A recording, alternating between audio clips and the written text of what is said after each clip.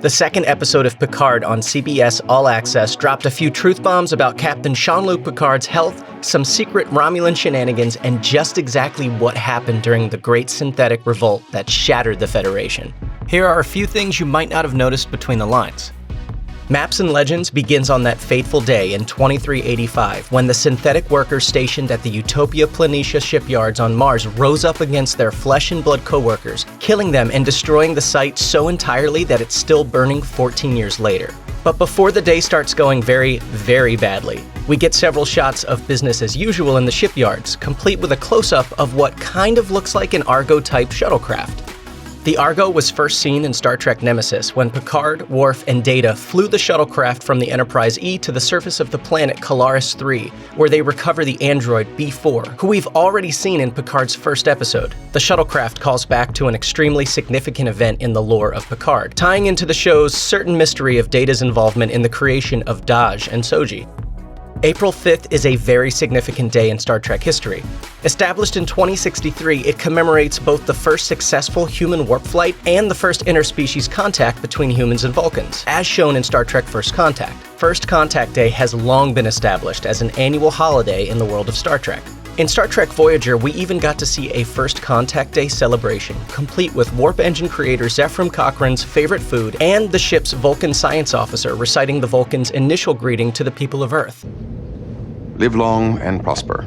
Captain Janeway also mentioned that as a child, she always got the day off from school. In 2385, though, the workers at Utopia Planitia complain that they still have to work on the holiday, which they're not happy about. Having the attack on Mars take place on April 5th marks a sharp parallel to the day's original theme of interspecies cooperation and trust. Following the attack, the Federation would abandon their attempt to save the Romulan people, and would also ban synthetics entirely.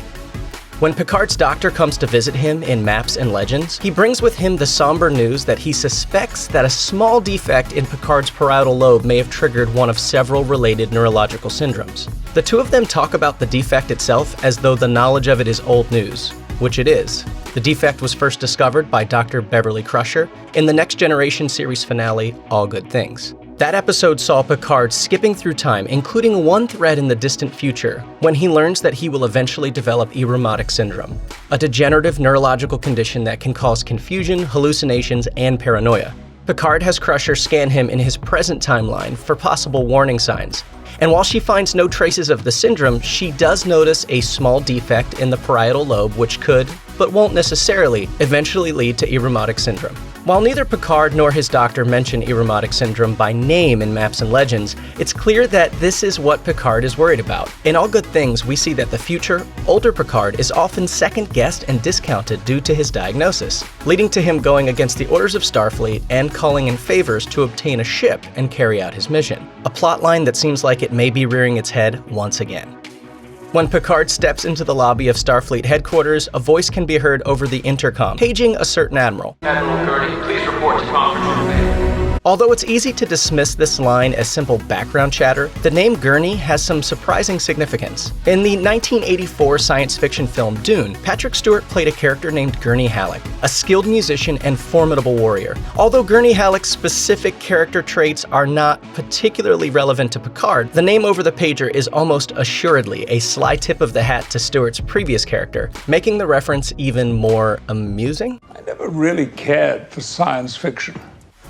When Picard meets with Dr. Jurati, he comes upon her paging through Isaac Asimov's The Complete Robot, a collection of science fiction short stories about, what else? Robots. Asimov's fiction often explored ideas of sentience and morality in robots, which was also one of the main philosophical quandaries of Star Trek The Next Generation, and is shaping up to be a central question of Picard. It feels additionally significant that The Complete Robot makes an appearance in an episode that opens with a scene of robots violently acting out against their creators. All three of the actions shown by F8 in the opening sequence are expressly prohibited by Asimov's 3 laws of robotics. A robot may not injure a human being, or, through inaction, allow a human being to come to harm. A robot must obey the orders given it by human beings, except where such orders would conflict with the first law. And a robot must protect its own existence, as long as such protection does not conflict with the first and second laws. Looks like F8 didn't get the memo.